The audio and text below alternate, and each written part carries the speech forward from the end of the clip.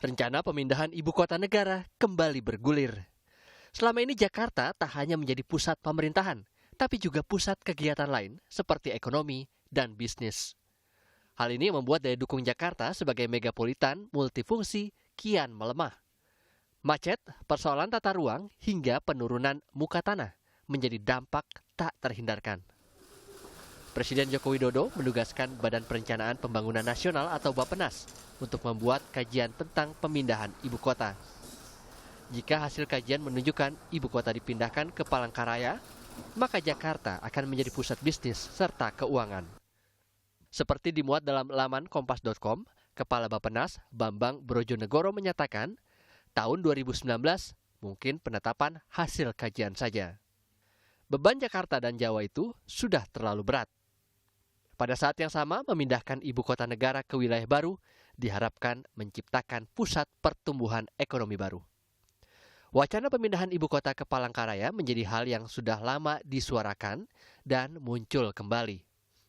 Staf khusus Presiden bidang komunikasi Johan Budi dalam laman kompas.com mengatakan, wacana pemindahan ibu kota muncul ketika Presiden beberapa waktu lalu, bukan tahun ini ya, tahun kemarin berkunjung ke Palangkaraya, Kalimantan Tengah.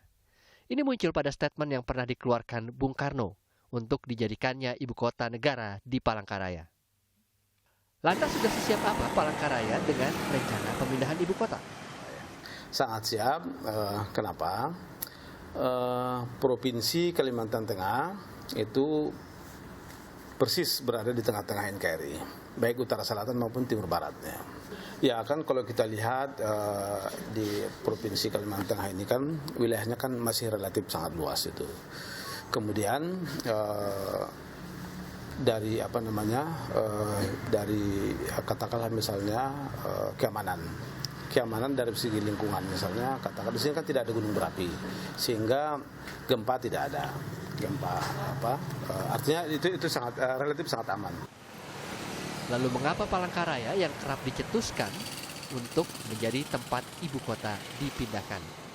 Mantan Kepala Bappenas Andrinov Caniago menjawabnya dalam program Kompas Petang. Beberapa ketimpangan itu salah satunya adalah ketimpangan antar wilayah. Ya. Jawa sudah terlalu semua kegiatan pembangunan terlalu memusat di Jawa. Waktu itu pilihannya Palangkaraya salah satunya? Sebetulnya tidak ya. Kalau kita di posisi lembaga kajian atau Bappenas, tentu tidak memulai dengan menyebut satu lokasi, tidak menyebut satu kota. Tetapi ya pertama harus dimulai itu, ini pindah ini perlu apa enggak. Setelah itu masuk ke tahap pindahnya ke arah mana. Oke, pindahnya perlu apa enggak kan udah dijawab, berarti perlu waktu itu kajiannya ya? Iya. Ke arah mananya? Ke arah mananya sampai kepada kesimpulan ya di Kalimantan. Tapi di mana lokasinya itu yang harus dikaji lebih jauh. Kenapa Kalimantan? Nah ini kontrasnya Kalimantan ini dengan Jawa. Jawa itu luas wilayahnya itu 7% kurang dari total daratan Indonesia. Penduduknya hampir 60% dari total penduduk Indonesia. Kalimantan itu sebaliknya, penduduk di sana hanya sekitar 9% dari total penduduk Indonesia, luas wilayah itu sekitar 33%. Oke. Jadi lahan di sana sangat longgar, ya banyak pilihan-pilihan.